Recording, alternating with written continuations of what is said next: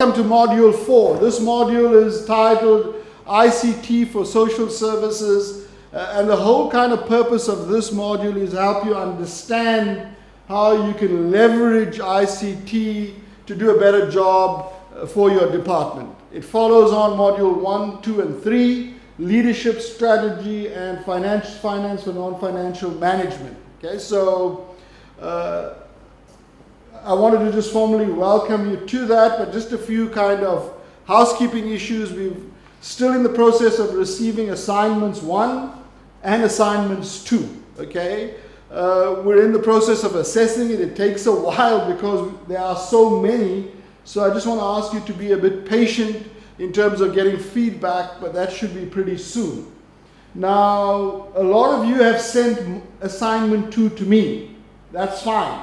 But I need you to please resend that to Professor Bridgelau, okay? I've got his email on the board, and Vic is actually going to put Prof. Bridgelau's email in the chat box, but it's P. Bridgelau, P-B-R-I-J-L-A-L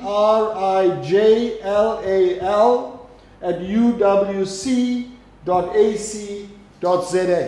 Okay, it's in the chat box. Please send your finance assignments to Prof. Bridgelau, and he's the person obviously that's going to assess it. The last person you want to assess a finance assignment is me, so that I can trust you. Trust me on that.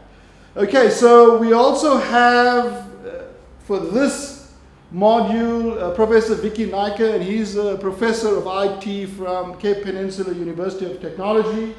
He's here with me, and he's going to kind of have you for the next 2 days. Vicky, if you just step up, I can just introduce you to them. Okay, so that's Professor Vicky Naika. Hi guys. So apart from being an academic, he's also had substantial, applied experience as one of the few academics that I know of that's had that. And he's going to be a great resource for you, not just for the module, but as we move on. So, I asked him to design the module based on the assumption that people taking this class have very little to no knowledge about information technology and how to strategically use IT. So he's going to kind of go from absolute basics to pretty advanced. I know he sent you lots and lots of notes. So please, I'm sure he'll kind of walk you through all of that, but have the PowerPoints ready, have the cases ready, and in that way you'll derive full benefit from that, okay? So the plan is to kind of get Professor Bridgelau to come back on and do a brief overview of the financial module, kind of recap. I think a lot of you will appreciate that. So he'll do that first up. Prof. Naika will kick in. Remember, all of these videos and all your notes are available on the learning management system. Okay, so you can go back and visit that. We requested email addresses of every individual so that we can give you login details for the learning management system. Okay, we have an electronic learning management system in place for the course. We need everybody's email address so we can actually send you the login for that. And you can go in and change your password. Then you'll have constant access to the learning management system, all the notes, all the videos, and you can even submit assignments through there as well. So please, I've asked the coordinators, provincial coordinators, to kind of just send me a spreadsheet with the email addresses. And frankly, I'm still waiting for that. So if somebody can take the responsibility on the province by province basis to put that together, we'd really appreciate it. But the stuff is uploaded and is essentially waiting for you to access it. Okay, so before I step out, just to reinforce, I should be giving you feedback on assignment 1 pretty soon. Prof. Bridgelau is kind of, I forwarded him some, but please, all of you, even if you forwarded it to me, please send it to Prof. Bridgelau, and he will give you some feedback as well. You will also get Prof. Naika, get an assignment for him, but you can anticipate what the assignment is.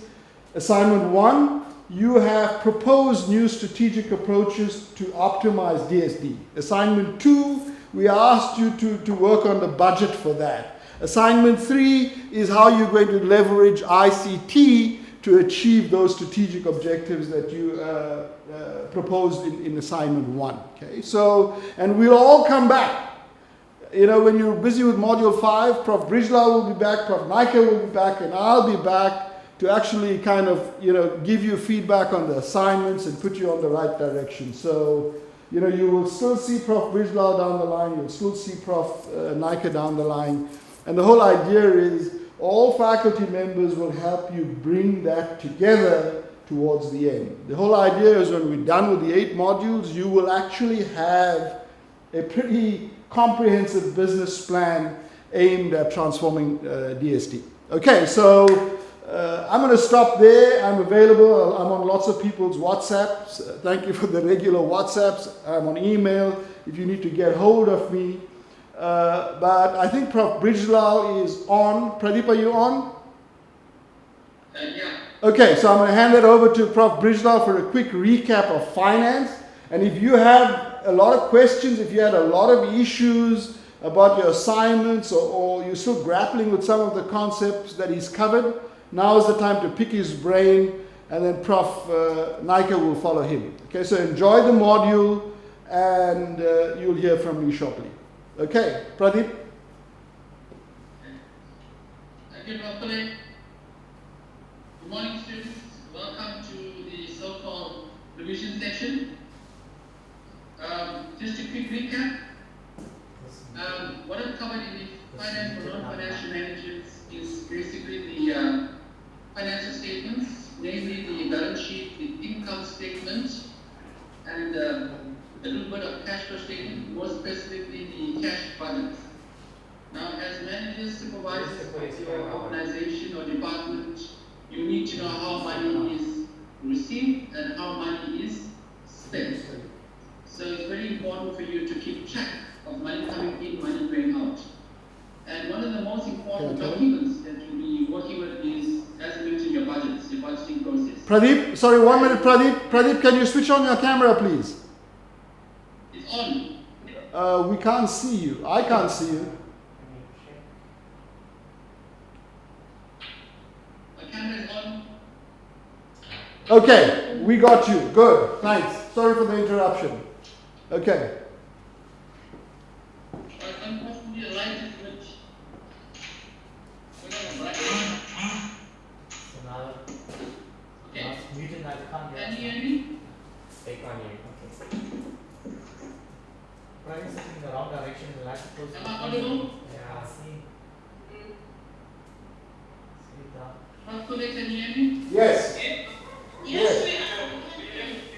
Okay, so I will continue. See my camera on, can't take nothing, I can't see nothing. My camera is on. You are listening in the dark, so you can't see. Are you able to see these notes? Yeah, we can see. Okay, so just to quickly recap, We can't see anything on the screen. currently no. Okay, so this is That's strange, that's all. I'm trying to share a screen on the notes. Are you able to see this? Yes, we can see the screen. Okay. It's a while, but some Some are seeing it, some are not seeing it. So let me continue. So in my module, we looked at economic indicators. I spoke to you about inflation rate, interest rates, foreign exchange rate, for example, rand dollar, high effects, price of petrol, and so on. So these indicators, macro indicators, are very important for you as managers. For example, even interest rates. As mentioned, you need to borrow money or you need to invest money. If you invest money, your interest rate that you invest at must be greater than your inflation rate in order to get real returns or add value to yourself or to the business or the department. We also spoke about the rand dollar. If your rand is weak against the dollar, it favors the exporters, but it does not favor the the rand is strong against the dollar, favored importers. Now currently, if you look at, for example, the petrol price, we're going to base it again on the rand dollar rate, and even the crude oil price. The currently sits at $68, and the rand dollar is currently around about 14 plus minus 14.90 to the dollar. So these are factors that you need to be aware of when you're drawing up budgets. Okay, and we spoke about different accounting concepts. I spoke to you specifically in terms of the balance sheet. You need to identify what's an asset, what's a liability. And income coming to your organization will be more in the form of revenue, in the form of equity in inverted commas. So from a finance point of view, you need to identify what are assets, what are the current assets. So current assets are assets which are owned by the business for the 12 months of the year, which is the current financial year. But you'll be more also interested in the financial, the fixed assets, which we also call non-current assets. Because you as managers might want to invest in certain equipment, machinery, maybe laptops, PCs, that falls under non-current assets. And once you so-called budget for that, you've got to also allow for depreciation and so on in your budgeting process. Okay, so you have to draw up your financial statements. Very, very important. Your non-current assets has to be accounted for, or take into consideration your depreciation. Then we spoke about liabilities. We spoke about two types of liability. So liability is what the department or the institution owes to so-called lead debtors. And we spoke about long-term debtors and short-term debtors, creditors. So creditors are people who the business or the department owes money to. So we spoke about current liabilities, which are mostly your creditors or accounts payable, and maybe short-term debt as well. Then your long-term debt is basically your mortgage bonds and so on. If you're going to invest in properties, that's going to be your long-term debt. Then we went over the accounting equation, and we said that the assets is equal to your total equity plus your liability. And we spoke about the double entry principle. There's always two transactions involved. Any money coming into your organization or department is regarded as revenue or equity in inverted commas. Okay, so all it doesn't belong to you, it belongs to so-called the funders. So that money will be maybe deposited into the bank, so that goes under assets. So if you use the money to buy, for example, some laptops, meaning that your cash will be reduced and your non-current asset will increase by the amount that you purchase your laptop for, and so on. Right, so we did quite a few examples in terms of the accounting equation. Then we look at the income statement, which tells you whether the business is earning a profit or incurring a loss. So basically the income statement speaks about the operations of your business. Money coming in, money going out in terms of expenses. What is the net amount left at the end of the period after paying expenses and taxes? So in your institution, you will not be looking at so-called paying your taxes and distributing dividends from your earnings per share, as I did in the presentation last time. So, but your interest will be more in terms of cash, your cash budget, money coming in.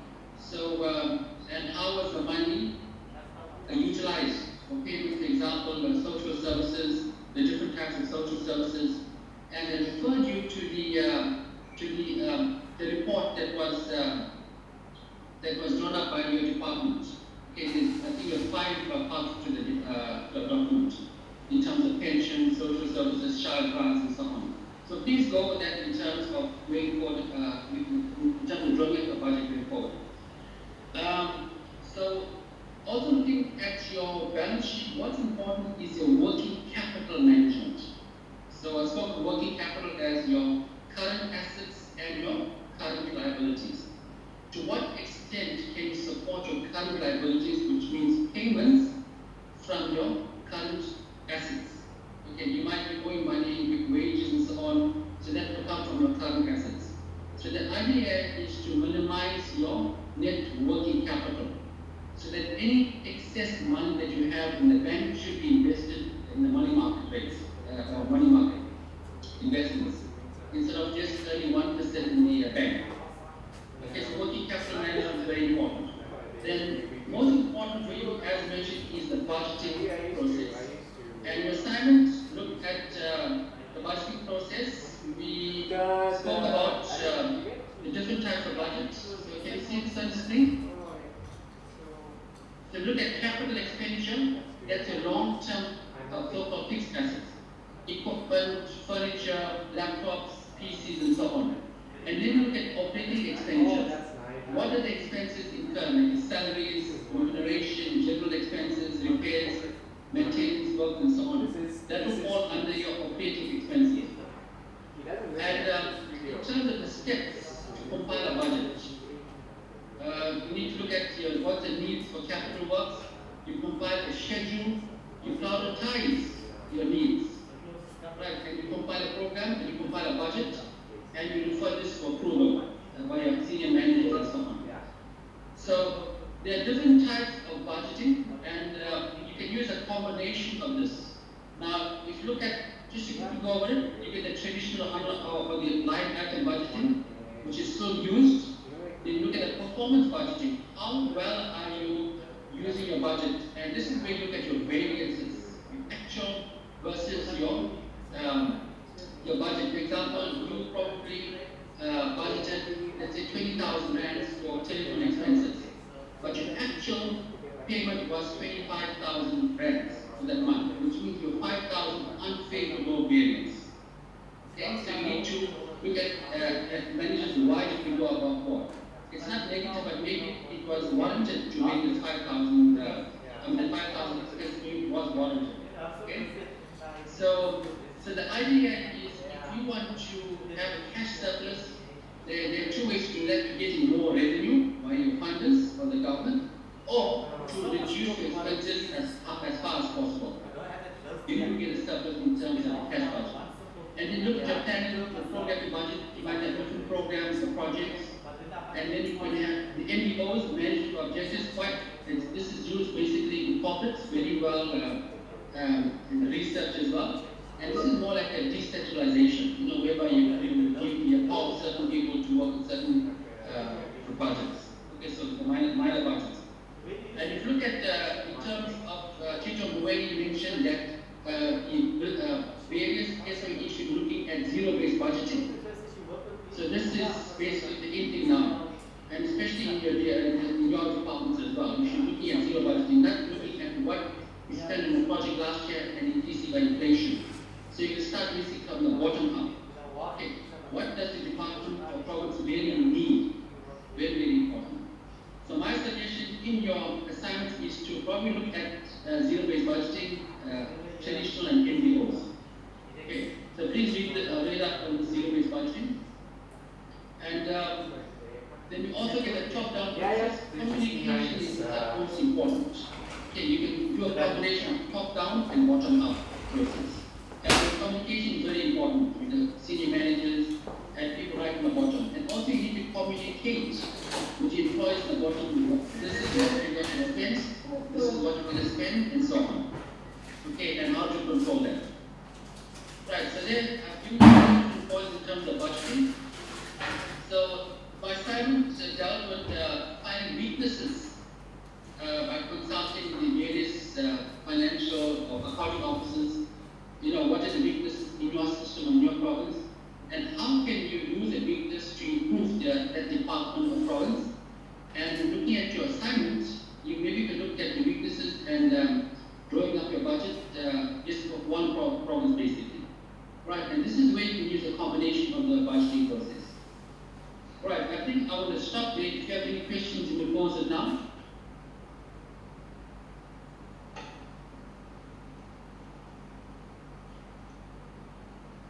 Are there any questions?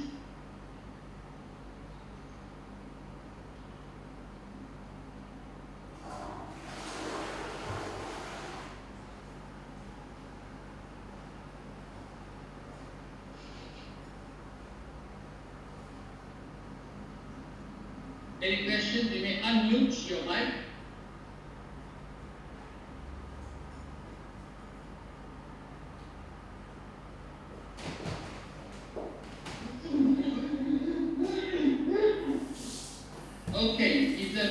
questions, you can probably drop me an email, and I'll respond to your email. I'll now hand you to Professor Vicky Naika, who will take over on information systems management. I look forward to your assignments and all the best in your studies. Thank you. Okay, just get my stuff ready.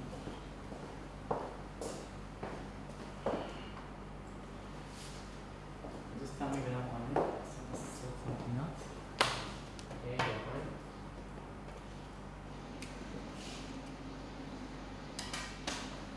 Alright, good morning students and welcome once again.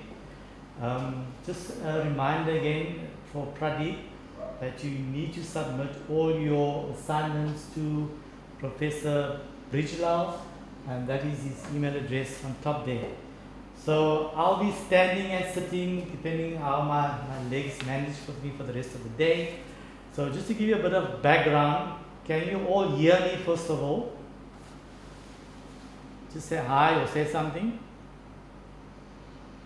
Yes, we can hear you. Thank you.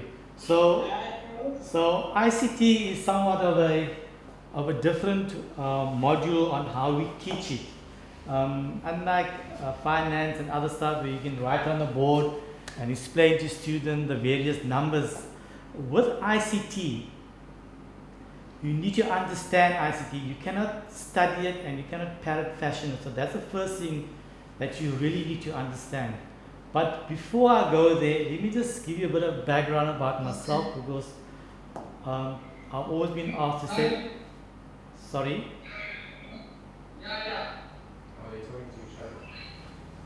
So I'm hearing Pradeep in the background, Bridgelal in the background. Okay, so to give you a bit of background from myself, I've been in computers for the past 40 odd years. It started out at the very beginning when I was working at a corporate institution. I started off at the very, very basics, where we used to assemble computers, mainframes, cable up the systems, link the computers, start up with networks, load the software, train the people. So I've been through computers basically the best part of my life when I was in the corporate world. I was in the corporate world for about 22 years. And when I left the technical aspects of computer and ICT, I then moved into the managerial levels, and that is training people on how to use information systems, what networks are about, what local area networks, wide area networks, what are different cable types. Because people, they tend just to use information systems very loosely, and they don't understand the various abbreviations, number one, that's being spoken about. For example, you probably use bandwidth and broadband quite loosely in your daily conversation, but do you actually know what it means? So those are the things that I'll be going through for the first half an hour this morning, just to go through the very, very basics, and then intermediate, and then to the end, what the manager, what your bosses want to know, want you to know when they demand information from you. So yes, 22 years in the corporate world, and then I went into academia. I've been in academia now for 15 years, teaching information systems, teaching management information systems, teaching everything to do with information systems.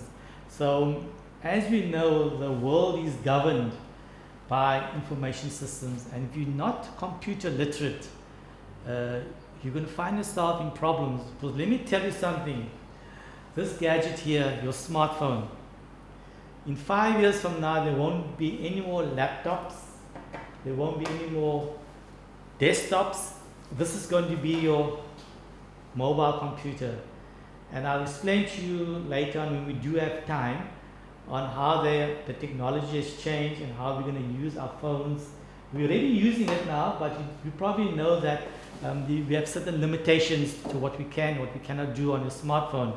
But as we go along, I'll explain to you how and where we're going, and look into the future, 10 years from now, where computer systems are heading. So first of all, I have these notes here with me, and I know you're probably overwhelmed that I've given you so many slides to go through. I don't think I'll be able to get through all of the slides, But the reason why I gave you this slide, if you can go through all of these slides that I've provided you, and if I don't finish them, you will have a very, very good understanding of what information systems is all about, what IT is all about. These slides, just to give you now, comes from 8 different textbooks that I've taken. So it took me about 2 weeks to simmer down 200 slides to 100 slides. And I still think it's a bit too much, but if you can keep this with you, print it out, 2 slides on the page, and when you want people to talk about things, it will be in here. I'm sure that whatever technology that people are talking about is contained in this document. So this particular module, as I said earlier on, you cannot sit and SWOT and study it and memorize it. You need to understand it. Hence, you will find in this particular module or in this booklet that there are 6 case studies, and you don't have to be scared of it. There's only 1-page case studies. So when I talk about a certain concept, I will then stop and say, right, just work in your groups or your teams or individually, and just there are 3 questions that I've asked. I want you to answer those questions for me, because if I don't do that, then I'll be failing in my duty and trying to convey the message across to you, because that will just be surface learning. And at the end of the day, when I leave here, I want you to have a better understanding. You must be a little bit more informed of what information systems is all about. So can I ask you not to feel shy, to ask a question? And this always with this module, I've taught it for many, many years. And students will come back to me after the lesson and say, Prof, you know what? I was scared to ask that question because I thought it was a stupid question, or I'm the only person that don't understand what the question is all about. So in education, there is no such thing as a stupid question. I promise you, if you were sitting in the class face to face, I will tell you this, that the person next door to you, behind you, in front of you also don't know, and they're waiting for the next person to ask that question. So don't feel ashamed, don't feel shy. Okay, in this case you're all okay because nobody can see who you are, they can just hear your voice, so you can ask the question. Okay, I might not know the answers to all the questions, but I'll try my very best to get back to you. Just a quick question. Someone says they only Yes, sorry, carry on.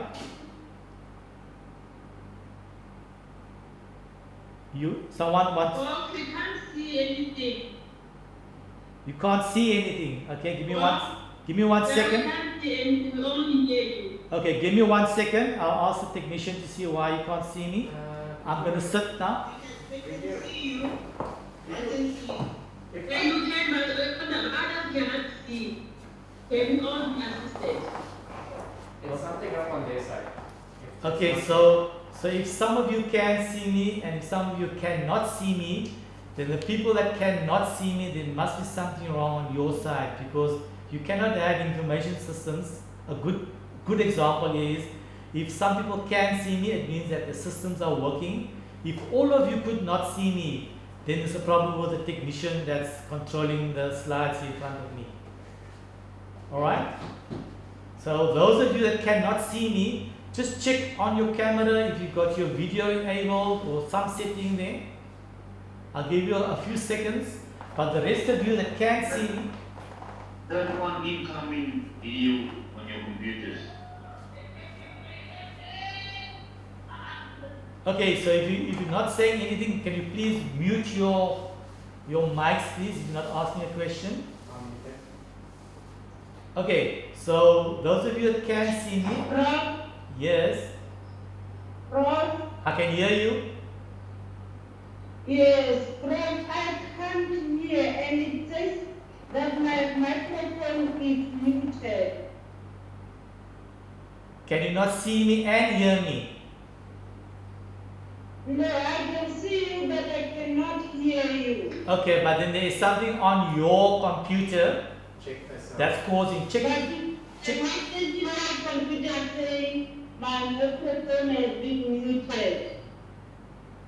No, it's only muted when you want to talk, then it's muted, but there's something on your system, a setting that you need to go to and see why you can't hear me. But she's replying to you. That means she can hear you. But you can hear me because you are replying to me, am I right? I can use your earphones to hear you. Okay, just try not using your earphones and use your speakers on your laptop or your computer. If you can't hear, try turn on incoming video. Incoming video. More actions and then you should see it says turn on incoming video. Look, but that's what I did. Okay, And remember? where is that incoming video? The three dots at the bottom, it will say more actions. Remember, Okay. I'm using the same studio that the other lecturers used as well. So nothing is different. So if you couldn't hear me, you couldn't hear the others, or you could hear the others, you should be able to hear me as well. So I'm sitting in exactly the same studio and nothing has changed. Alright, so for the benefit of the others that can hear me, I need to continue because I need to cover a certain amount of content. So to start with the module, we need to ensure that you have your slides, or your slides will be portrayed on the screen, and I have the technician to help me change the slides as we go along. But as I'm busy talking, please, if you don't understand something or you want more clarification, it's best to stop me and ask the question. If you still feel shy and you don't want to ask the question, then please, you can email me. I will give you my email address and the technician. Do they know your name already? Vic. Vic. Vic will put it in the chat and you can email me directly, and then I will respond to you. Okay, so I know some of you do have this fear of being scared to ask these questions. So I'm going to be looking at my notes and I'm looking at the screen, and the reason why I have these notes to guide me here is sometimes I've been told I explain a concept too long and I don't finish the content, so I have to limit myself. So the first part of today's session will be the very basics of computers, network, and how they all fit together. Alright? So again, please stop me if you don't understand. So the first slide, Vic will bring the first slide on the screen, and just tell me all whether you can see the slide.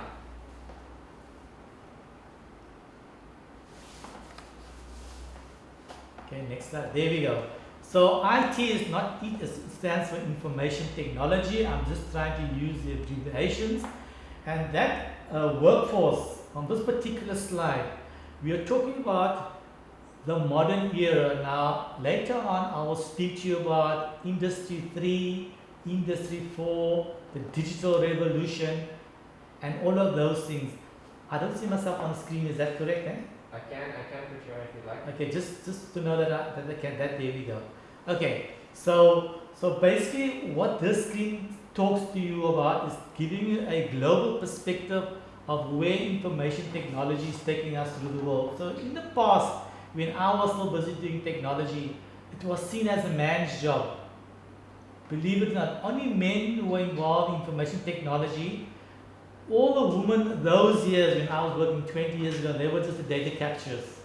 They were told, you just sit behind the computer and capture, right? But now, in the modern era, things have changed. Women have also become IT technicians. They're becoming installers, they're assembling computers, they're doing all of these things.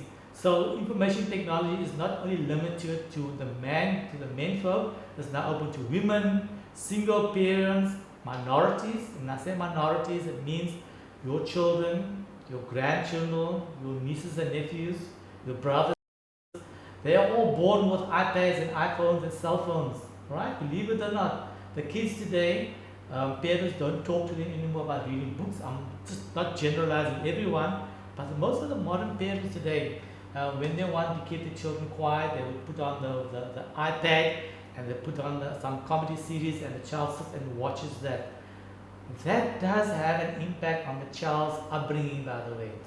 I'm just digressing a bit here, but that is how information has changed and how we use information technology in the modern era.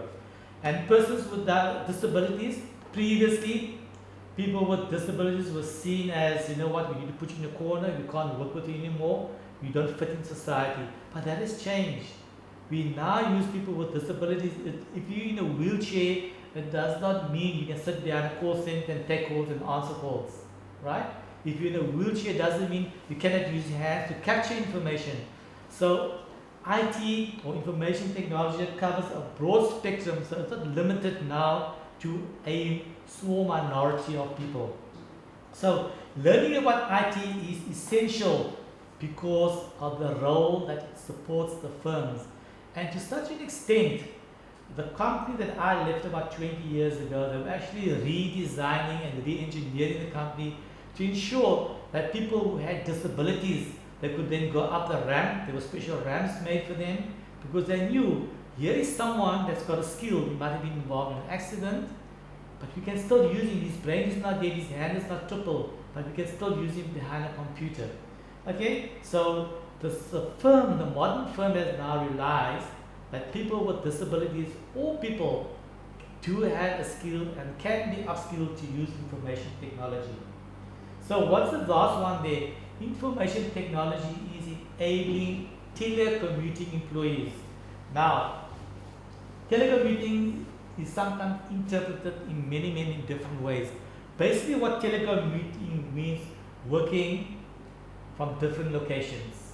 Right now I'm sitting in Durban, I live in Cape Town, and you're sitting across all the provinces, but I'm working in a different location. I could have been sitting at home and doing this as well. So telecommuting is now the in thing where companies have realized that, hang on, you know what, with the technology that we have, we don't need to put people now in offices anymore.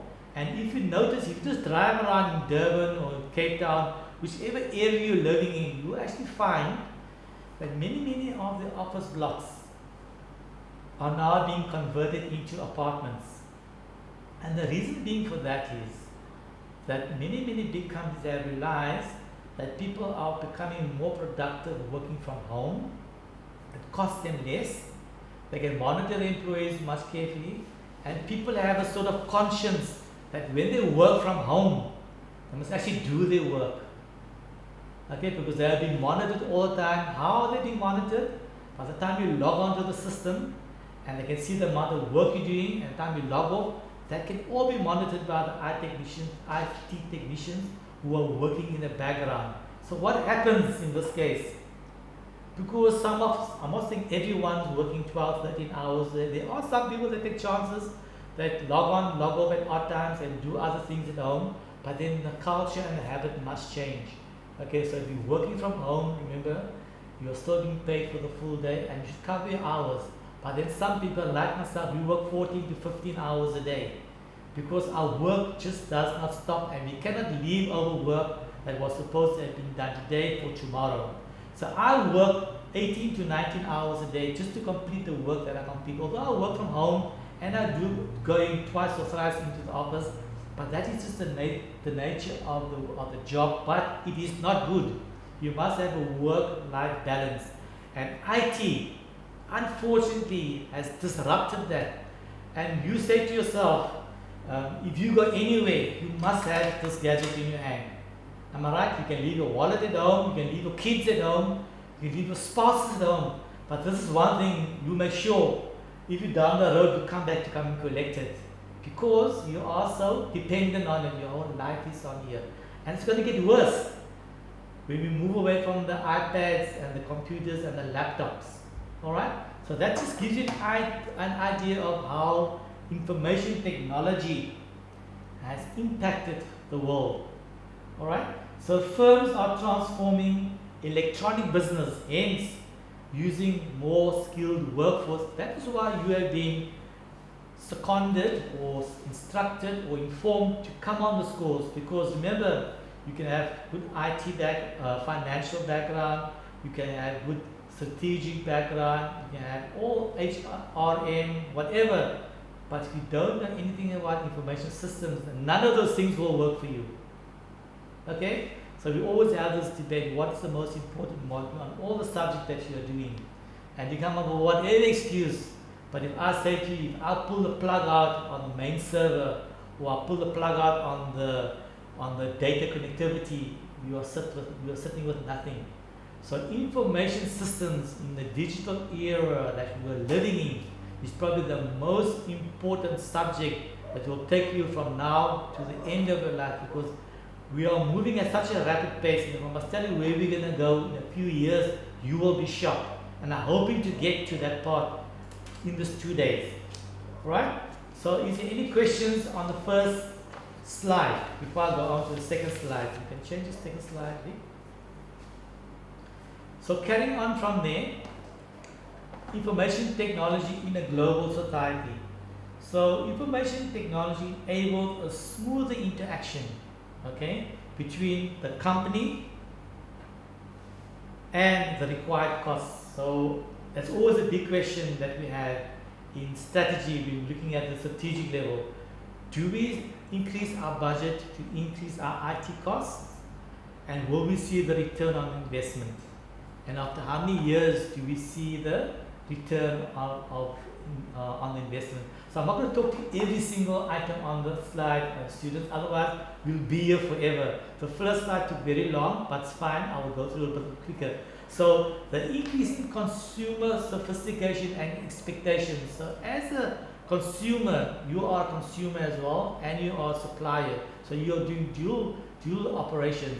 You want certain expectations.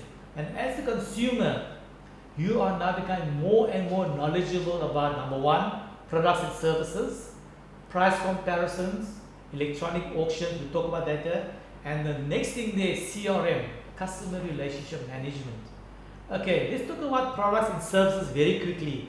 So you would have noticed nowadays when you go to a restaurant, I'm just giving you examples as they come to me. Before COVID, they used to have a menu, you go through it, and some restaurants still have the menu, but nowadays, what do they have? And I want the answer from you. When you go to a restaurant nowadays, and you don't see a menu, and you see a little Barcode sort of thing. barcode thing on the table. Have any of you wondered what that is?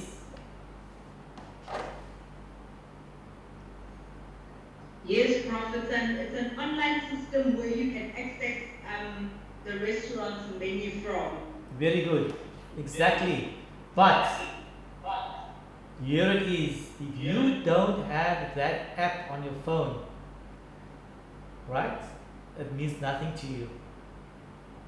So you see where the business is pushing the consumer and the customer. Do you see what I'm saying? So now restaurants are already starting it, and they're using COVID-19 to change you to what's a nice word to use? To re-engineer you to start using your smartphone. So you need to have an app on your phone where you can scan in the barcode, okay, and then it will take you to the menu as you correctly said, and then you can see the menu on your phone.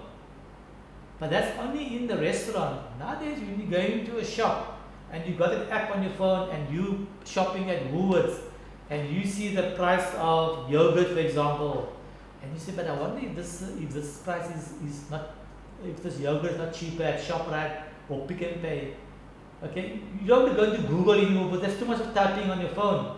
So all you do is you go to the application on the phone, you put it in front of the barcode, which is normally that number over there on the thing, and you scan it, and the system automatically checks the shops around you to see what is the relative price. Isn't that what you want? So you know that when you're in this shop, that is a good price that you're paying and not being overcharged.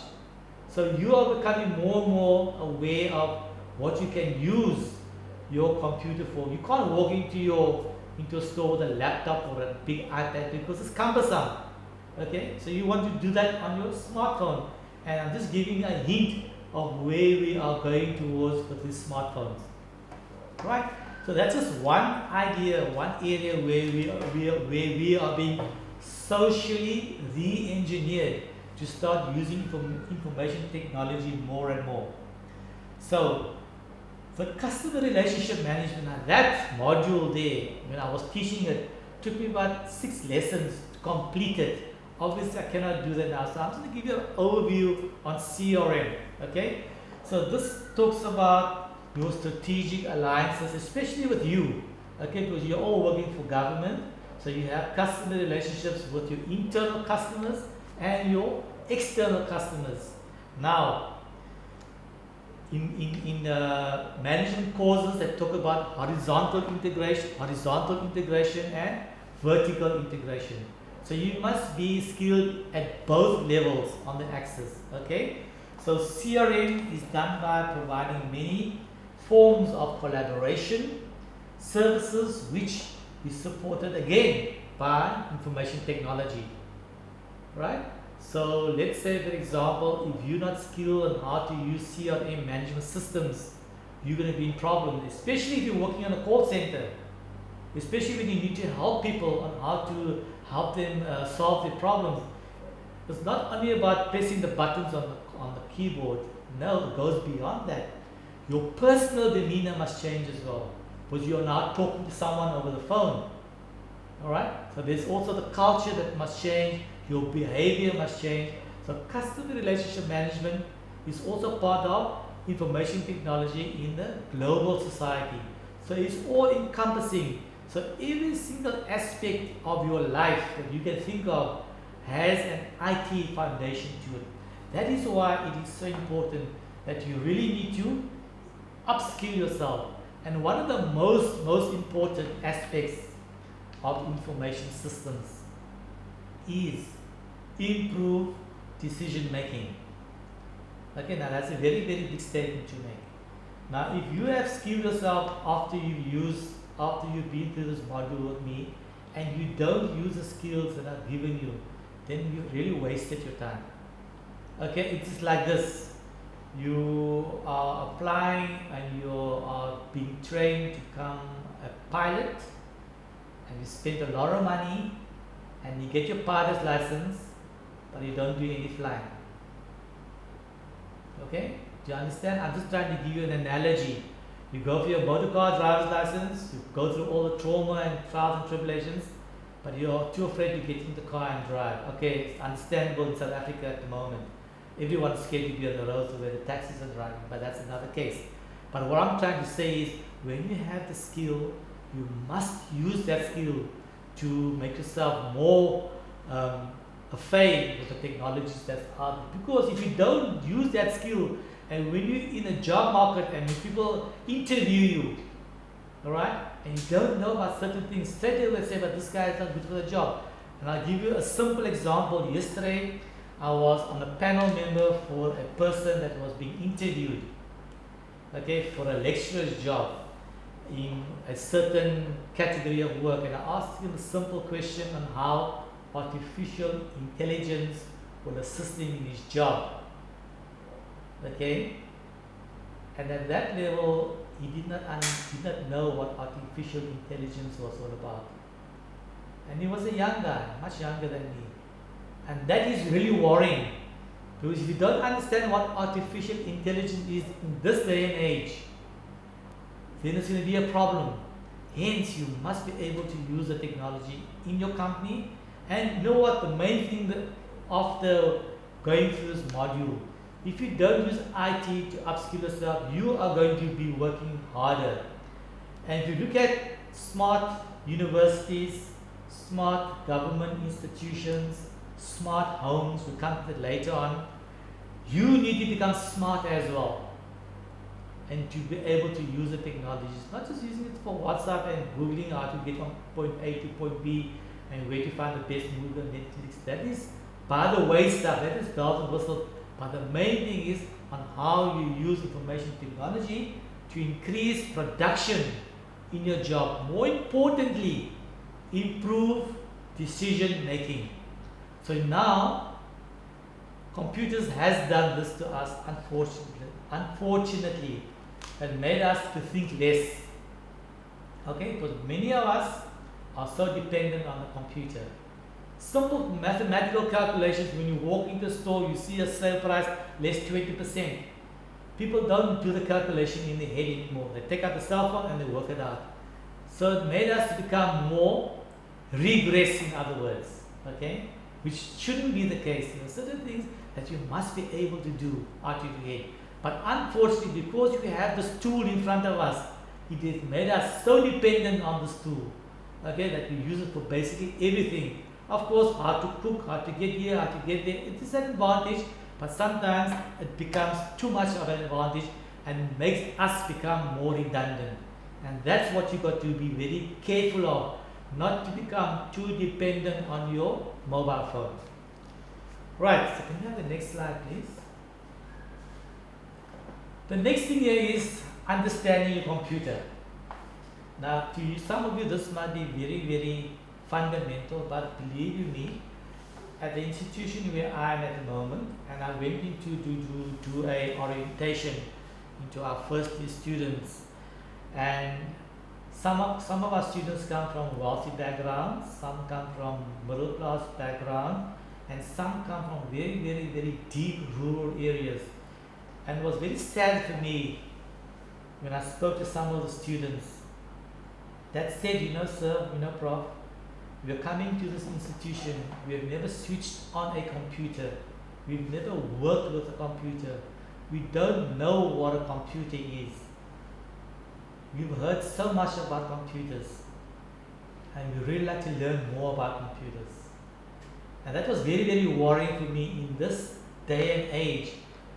And it's no fault of theirs. Unfortunately, it's no fault of theirs. It's just the way our education system works and how things have panned out in South Africa, that these poor kids that want an education can make a better life for themselves and their families, that they don't understand computers. Even though they're matriculated. So we have to go back 2 steps and teach them for 6 months what is a computer, how computers work, what's the function, all the things that go around computers. Hence I thought, let me just put this slide here, just in case some of you fell into this category and you're still struggling to know about things. But I'm going a bit deeper into this, okay? So basically the computer are data processing devices. That's what you need to understand. This is a machine. It processes data, and I'm going to tell you what's the difference between data, information, knowledge, and something else we just call wisdom. We come to that afterwards. Okay, they all mean different things, and they all have a place in information systems. All right. So the input. What is the input? Because now the computer is just a machine. Okay. If you don't put anything into it, it's not going to do anything. So you must put what, and we speak about the data that goes into input is allows you to put data into the computer, and then the computer will do the processing, it will manipulate, it will calculate, it will organize the data, and then once it does all of that, it will then give you an output which you will see on the screen, what it's found, and then over and above that, there's storage. So now, let's say later on you're busy with an Excel spreadsheet and you want to save it, and you need to save it on your hard drive, so it saves information. So at the bottom near the screen, it will show you got your laptop, it shows you've got a printer there, and okay, this is quite far from this. I'm looking at my page here, and you can see how they are all connected. So basically on this screen here, the most important thing here, you must have heard this term somewhere. If you're going to put garbage into your computer, and when the computer goes through all the calculations, garbage will come out. Okay? So Can I agree with you because we were still stuck in society, so now that we are sorry, I And didn't hear. it has bit of a screen. Can't see. Okay, is the screen fine? Kuku Biela, can you put off his screen? Switch off his. The screen is fine, bro.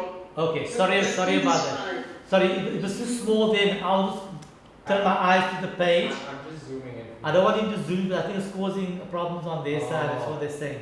So I'll just look at on my page to see what it is. It's the Okay. person that should switch off his screen, his camera. Okay. All right. So coming back, the acronym that we use in technology: garbage in, garbage I out. can't see. I'm looking at Kuku Biela here. I can't see anything. Oh, so someone else took control of the screen. 1 second. Give us 1 second. Yeah, it's fine. That's right. Is it right now? Yeah, it's right. Thank you. If there's anything wrong with the screen, please interject me anytime so we can get it right. Okay? But sometimes students out there can make their screen the main screen. It happens now and again. right? So garbage in, garbage out. That's a very important thing. So if you're busy with an Excel spreadsheet and you put in nonsense numbers and you put the formula in, you're going to get nonsense answers. So that's basically the key word with computers. You put rubbish in, you're going to get rubbish out. Okay, so be very careful of the information or the data that you put into the computer. I'm going to come back to you later, and I haven't gotten about it. You can change the next slide, please. What is data, what is information, and all of those things. Okay, so how does the computer work? I just thought, let me put this slide here, because a lot of people think they don't know what's happening inside the computer.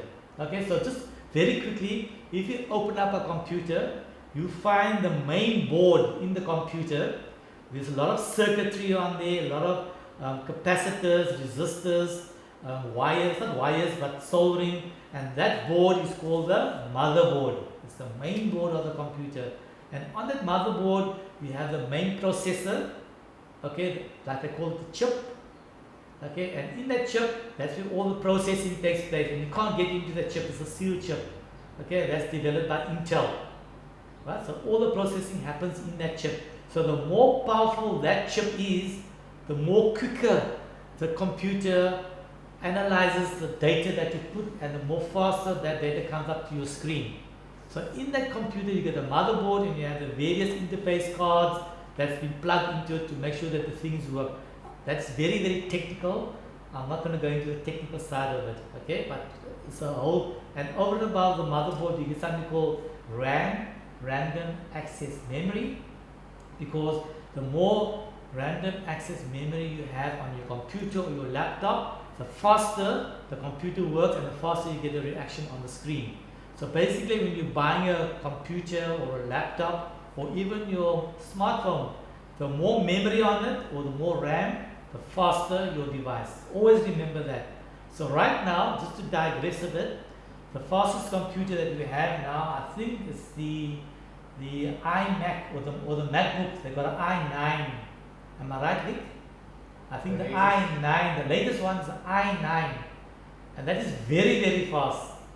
Okay, and that MacBook cost about 60,000.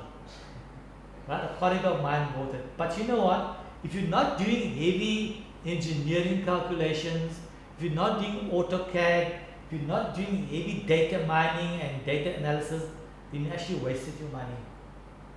Because only when you use heavy calculations and the processes got to work very fast, then would you use a computer like that. So be very careful when you are purchasing your computers. An i5 or an i7 is good enough for student work and for work at home. It's fast enough, it's good enough. You can watch a movie from Netflix uninterrupted, it won't do anything, depending on your bandwidth and broadband. And I'll explain to you later what that is. So basically, you probably want to know how does the computer work. Now, computer works on an amazing principle. It works on two numbers on the screen, a 0 and a 1. Okay, amazing, right? And the combination of the zeros and ones tells the computer what to do. You can imagine you type in your name in the computer, that's going to decipher your name using the 26th letter of the alphabet. Impossible. Computer can't think like that.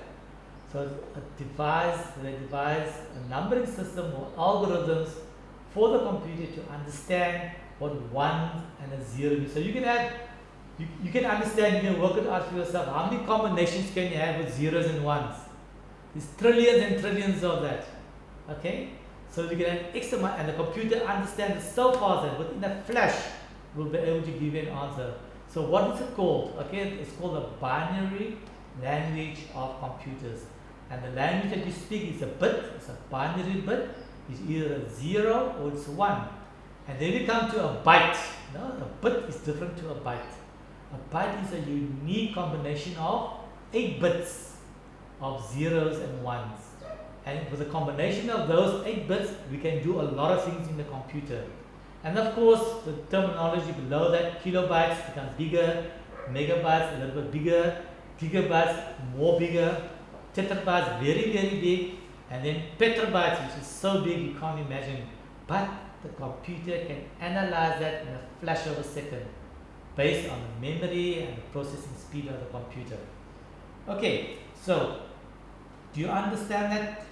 It's all about data size and the speed. The bottom part, which is kilobytes, megabytes, the higher the gigabytes and terabytes, the more the computer can process for you. Okay? Any questions with that before I go to the next slide?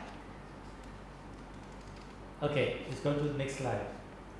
So now I spoke about very briefly, by the way, that one slide is a whole day's talking on that, on how that actually happens. So I'm just giving you an overview so you understand when your computer doesn't work or freezes, that you don't kick the computer and don't throw it off the table, because the computer is busy dealing with so many things inside. So I'm sure by now you must have realized that when you're working with your computer, suddenly your computer becomes slower and slower and slower and eventually it freezes. Okay, and people say, but this is a stupid computer, it's a silly computer, why is it freezing? Because I will tell you later on why that happens. But remind me, okay, there's a lot of things that you need to start reminding me about and start writing it down so we can come back to it. But I need to get through all the basic stuff first. So the basics, software basics, okay, we have two things. We've got application versus system software. Sorry Dick, you must just tell me when I need to stop for the break. Still half an hour. Okay, so why I'm very concerned about the break, I did a recent study recently, and because of COVID-19, staff and students had been sitting for long hours behind the screen, and people became ill, and they were diagnosed as screen fatigue, meaning your head is focused one place, your eyes is focused one place, your neck and your head are not moved, and this all becomes disjointed and people became ill. And that's a big problem now because everyone is sitting 15, 16 hours behind a computer, and that's causing problems with your body. Okay? And I'll speak again later on about the human aspect of people and computers. I'm hearing some voices. Is there a question? What can I? Okay. All right, please mute your mics, students, because I can hear what you're saying.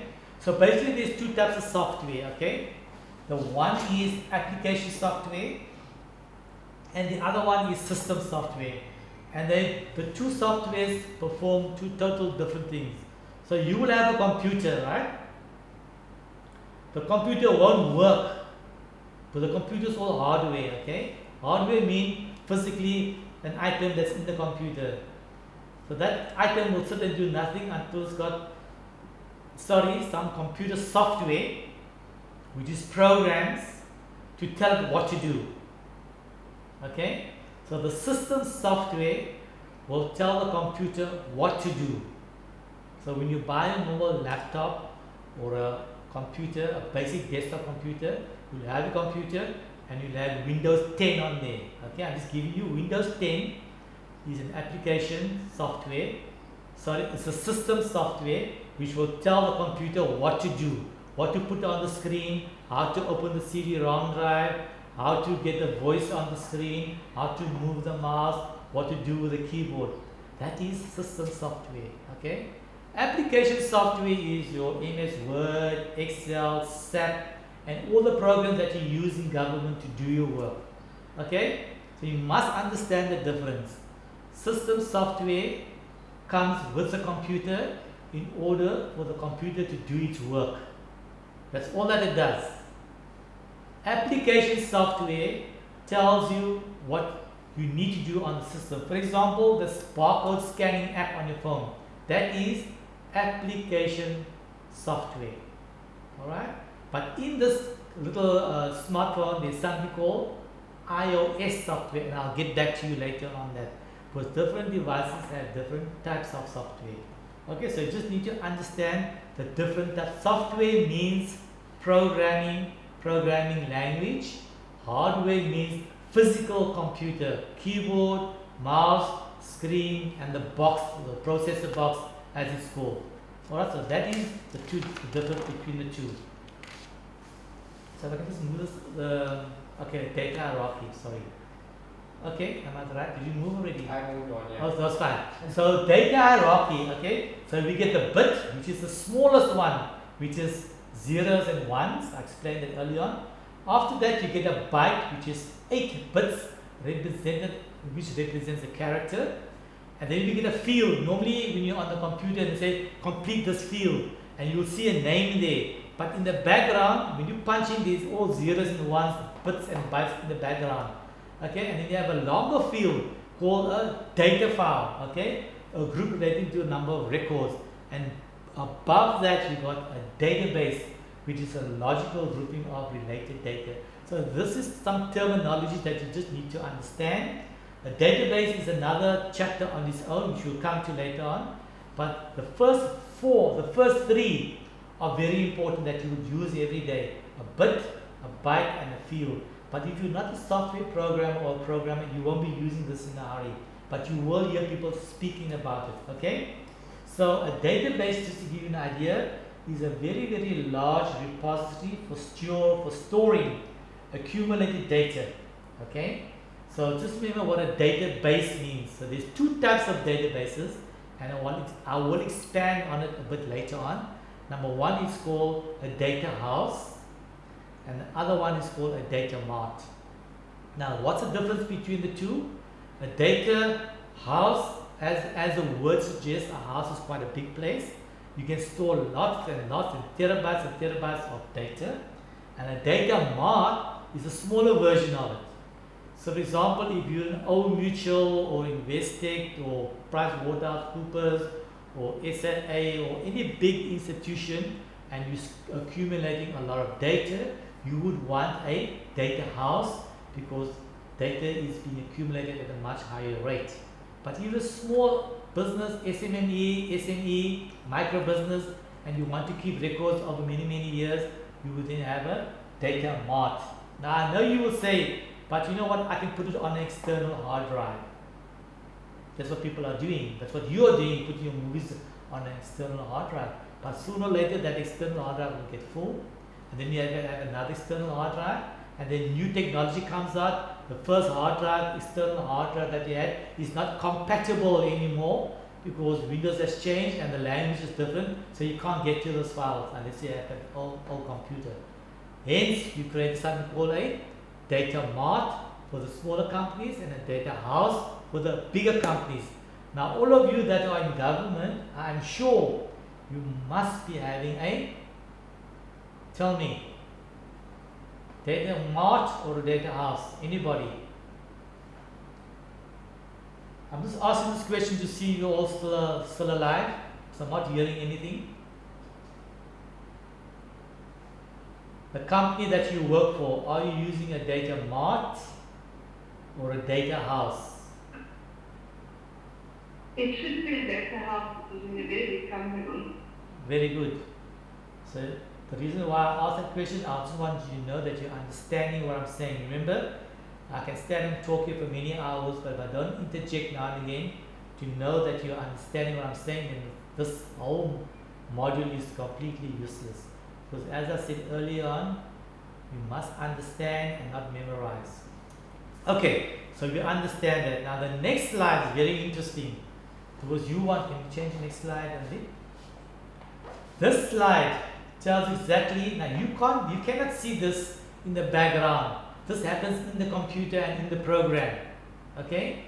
So at the bottom there on my left, you'll see the 2 bits at the bottom there, and then it goes up to the byte, and then it goes up to the field, then it goes up to the record, and then it goes up to the file. Okay? On my extreme left. Now if you add some values to that, when you're punching in the information that's required at the bottom, it will be a 0 and a 1, and your byte will be the M there, which will be 0, 0, 0, and that's how you interpret it. And then where you see a J, there will be more interpretation. And once the computer interprets that, above you see what it found, your name and major name, MIS. So that's how the computer interprets the field. So the major MIS is the field on the left hand side, and the name Jones is also the field on the left hand side of that slide. Okay, just to show you how it interprets the zeros and the ones. The record there will be John Jones MIS. So John Jones works in MIS, and that will be a record. And then the file will be the student's file. Okay, and above that, we will then store it in the university's database. So the university will have a database, and they will have many databases. Okay, so the database will be either stored in one big data house, and then we give them different names because it's so big. Remember, the universities have been there for hundreds of years.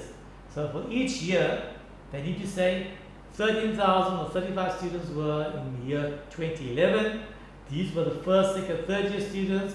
These were the subjects that we taught them. These were the students that graduated. These were the students that did medical tests.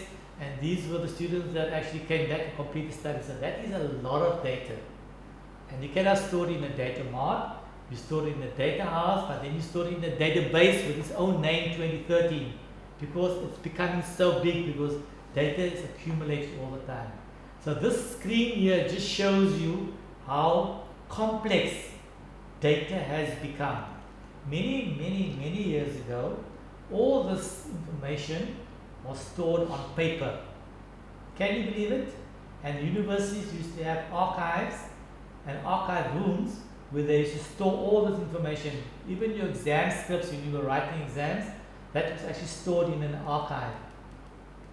Right? And that became a problem, because if the archive was either destroyed by environmental factors such as flooding or rain or fire, all your records would have been gone, disappeared.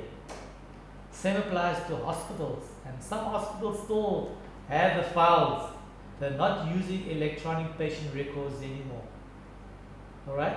So that is why it's so important that all our stuff nowadays needs to be computerized.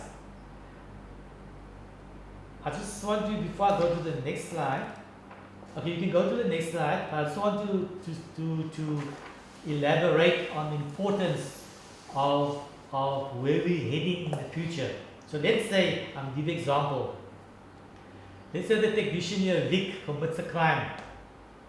Okay?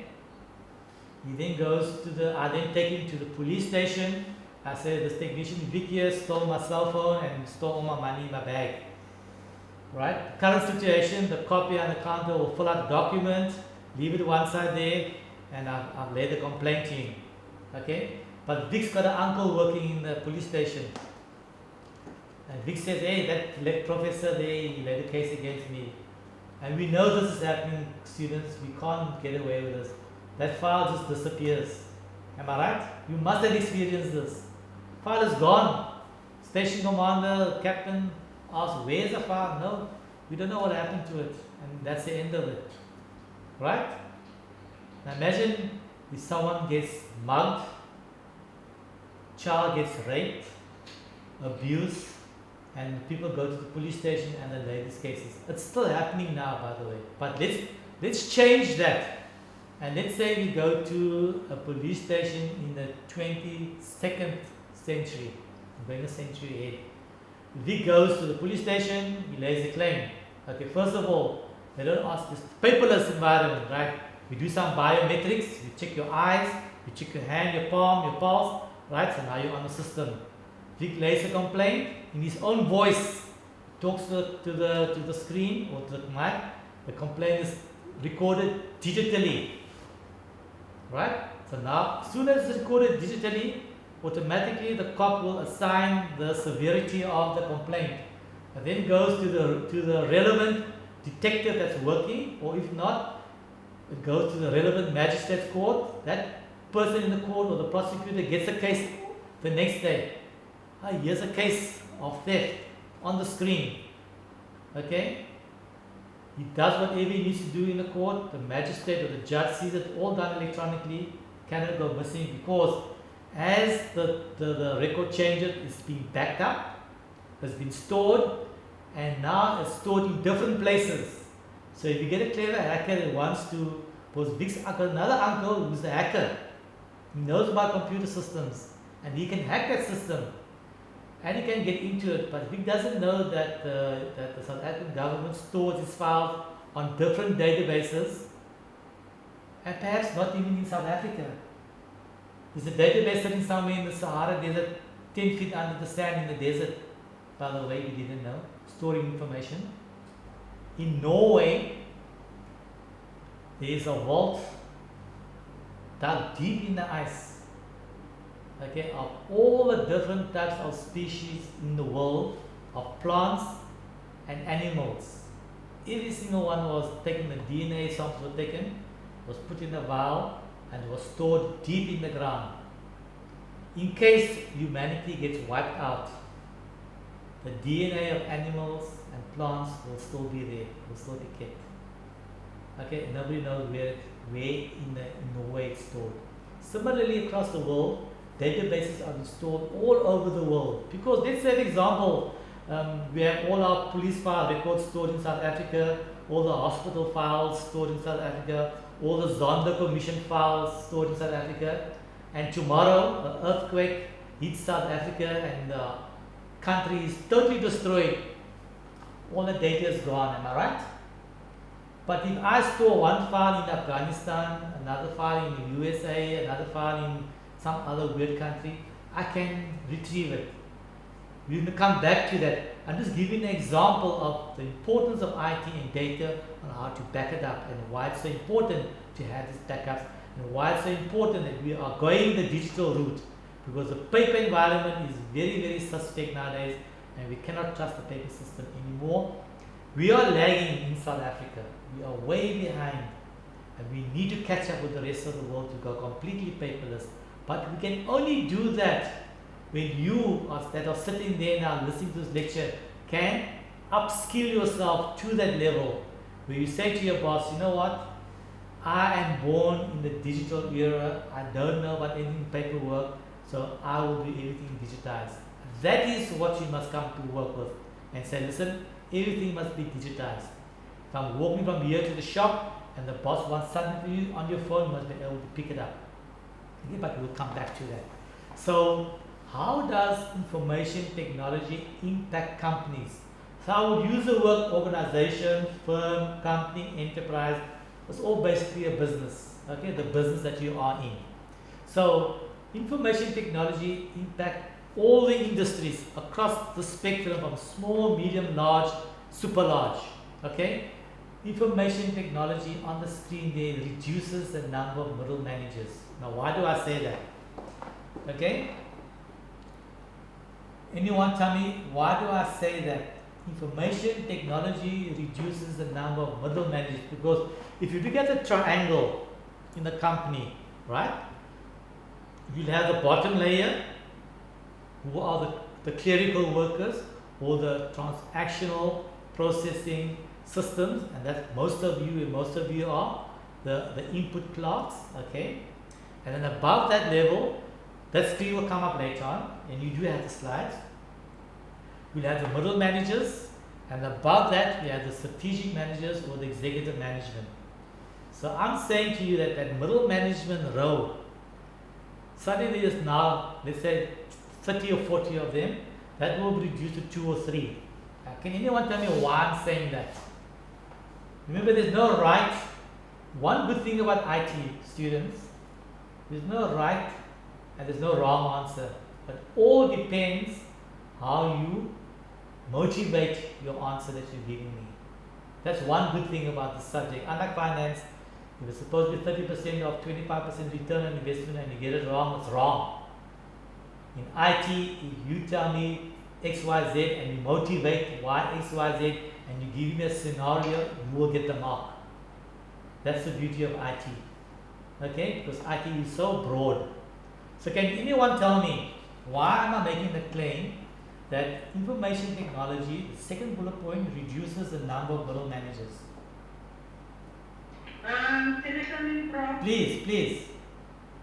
Yes, Prof, with regard to middle managers, I wouldn't specifically say it reduces middle managers, but it reduces the workforce. And set an example of SARS. We usually queue SARS for workforce assisting our president. Because of IT, we are using online. So we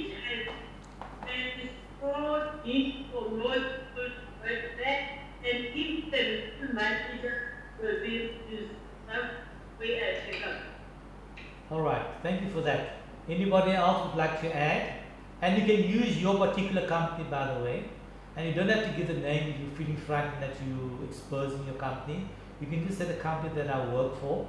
This is what we are doing. Anyone else? Okay, so basically why I made that claim, yes, it will reduce the workforce because now when we are using systems, the information that's coming out of the system, and because the system is generating more accurate information, the purpose of the middle manager has somewhat been reduced. Because why do I need a manager to tell me every morning what the sales are? If you're in a retail store, if you work with Pick and Pay or ShopRite or Checkers or Spar, why do I need a manager to tell me that when I can go to my dashboard and click one button on my phone? And even maybe if I'm the CEO of Woolworths or I'm the manager of one of the branches, as I'm driving to work, I want to know what my sales were for last night or what happened this morning. On the button while I'm driving, I get connected to the internet via the wireless technology in my vehicle and I can see sales for last night. I don't have to go into my office and ask the manager what was the sales for last night. It might give me a wrong figure. Okay, so it is, information is reducing the amount of jobs. It's challenging the role of the manager's job. And that's why the students to comment on will IT eliminate jobs. This is a very, very big question, students. And I would like to hear your interpretation of what you're going to tell me here. Will information technology sooner or later reduce or eliminate jobs? And before you answer, think carefully of the situation. Alright, I'll give you 1 minute because I'm sure you all of you will want to talk at the same time because you can give me lots of examples. So I'll give you 1 minute to find a nice one to tell me yes or no, it will eliminate jobs. And don't think today, think 5 years from now as well. What do you say? What are your thoughts? You are at the rock face at the moment. Tell me what's happening in your department. I don't want the same person to speak all the time, so I recognize that voice coming up the same all the time. There's about 250 of you that's online, I can see. So at least some of you can break the monotony and not the monotony of the previous person, sorry, I didn't mean in that way, but have some different perspectives of what I'm asking here. Will information technology reduce or eliminate jobs? That's the question. Anybody, please. I think in future, what IT will do is it will change the type of jobs there are. I don't think it will necessarily eliminate jobs or creating any other opportunity. I think the way that there will be, the jobs will be different. Okay, there's one suggestion. And also, I mean, if you just look at how the creation of apps has become much more easier for someone sitting at home because of the software available, technology available. So I think it will change the way jobs are being will be done. Thank you for that. And business will correct. So for me, I think there will be a way in which it actually doesn't really necessarily eliminate jobs, but the jobs will be different. Good answer. Thank you for that. Anybody else?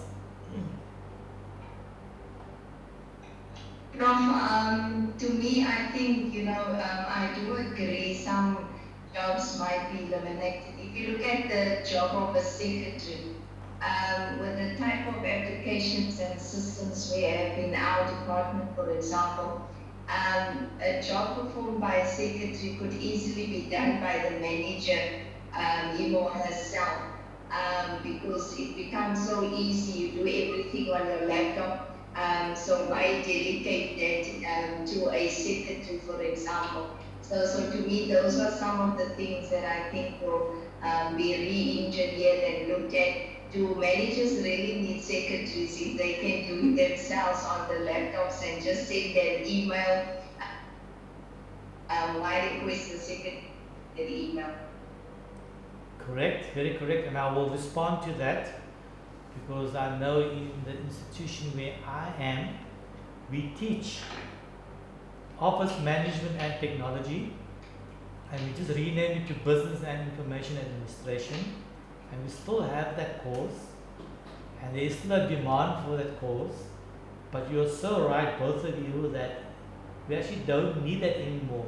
But here comes the big but.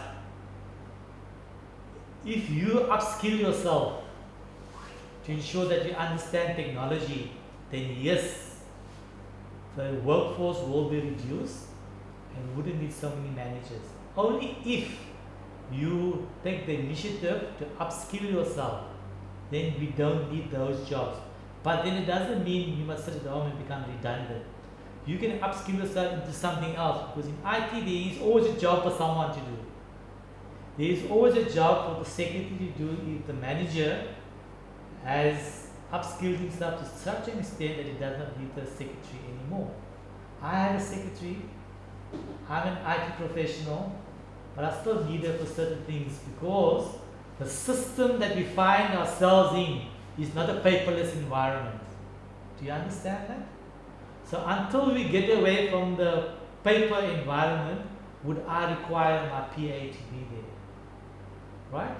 Although I can do everything online, which I am doing now, but we still need the PA to be there because the whole system is not integrated.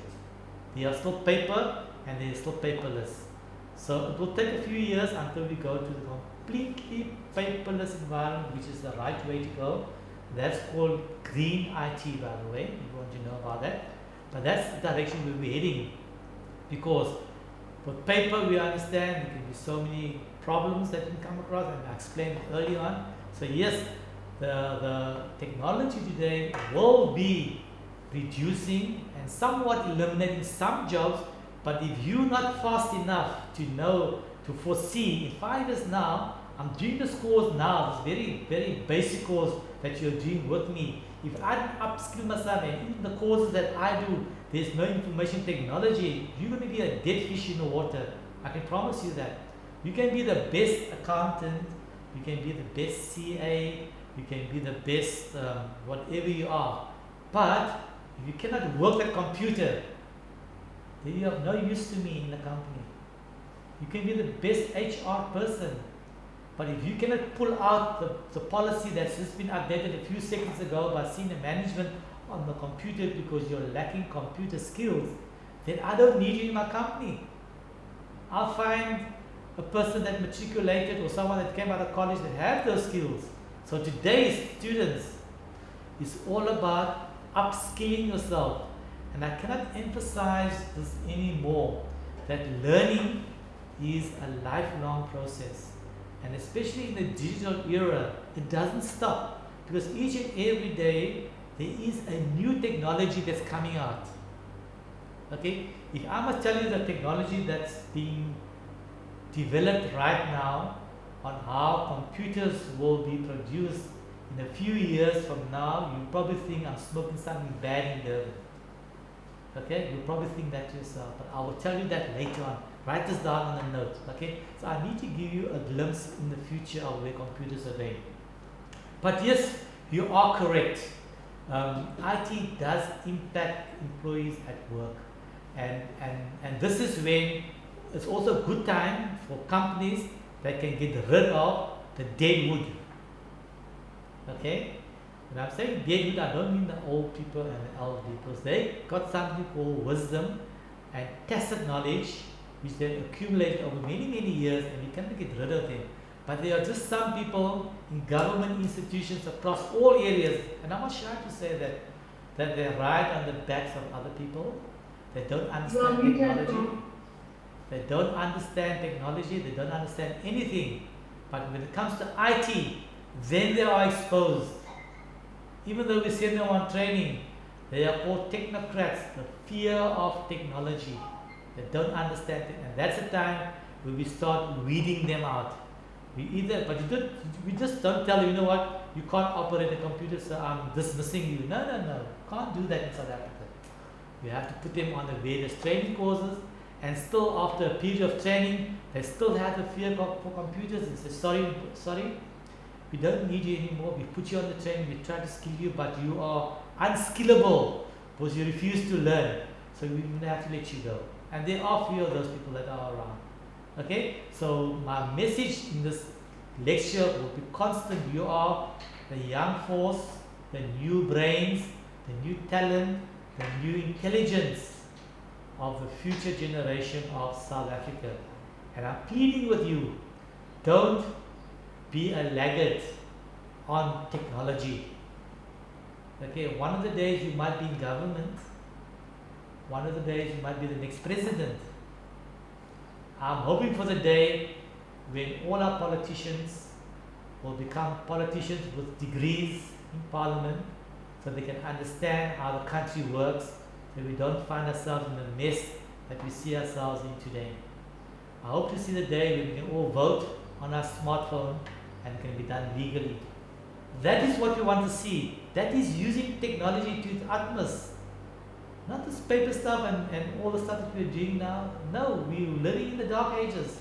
We need to move 10 steps ahead. We need to be forerunners. We need to think creatively and innovatively. And you know what? The technology is all there, but we are not using it. My technician is saying to me that if I don't stop, you guys are going to kill me, because you need to stretch your legs, you need to crack your fingers, you need to move your head from left to right, and you need to take a bathroom break.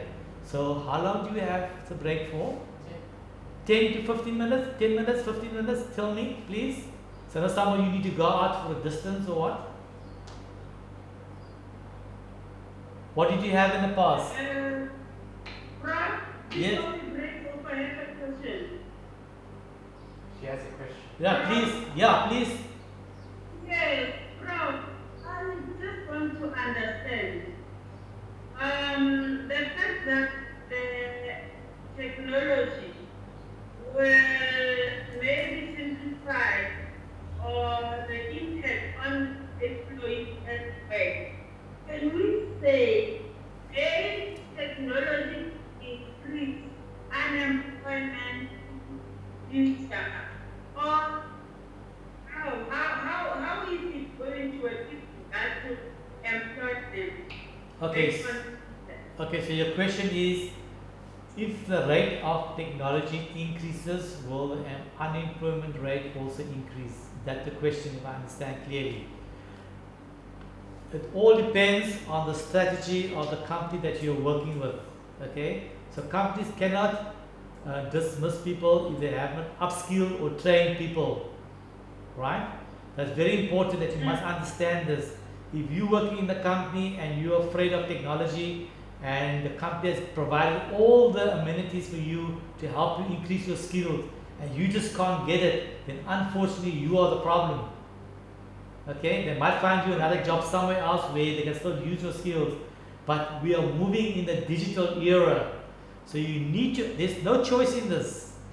By the way, you either upskill yourself or you're out in the cold. If I give you an example, the new motor cars in years to come will be driverless. And if you don't know how to sit in a driverless car, then you're going to be taking a walk to work because you're afraid to sit in a driverless vehicle. Do you understand? Okay. So it all depends on you, but the company cannot just dismiss you without providing you with the relevant resources and training skills and technology to upskill you. They must provide you, that's legislation, HR legislation. Okay, they must upskill you. So yes, actually will decrease jobs, but your expertise can be used elsewhere in the business. Okay, so we will take a 10-minute break or 15-minute break. We come back at 5 to 11. Is that good? 5 to 11, 10:55. 15 minutes. 15 minutes, okay. That is 11 o'clock on the dot. Okay, I'll be here at 10 to 11. So whoever comes in, it's fine. Okay? Thank you, have a break.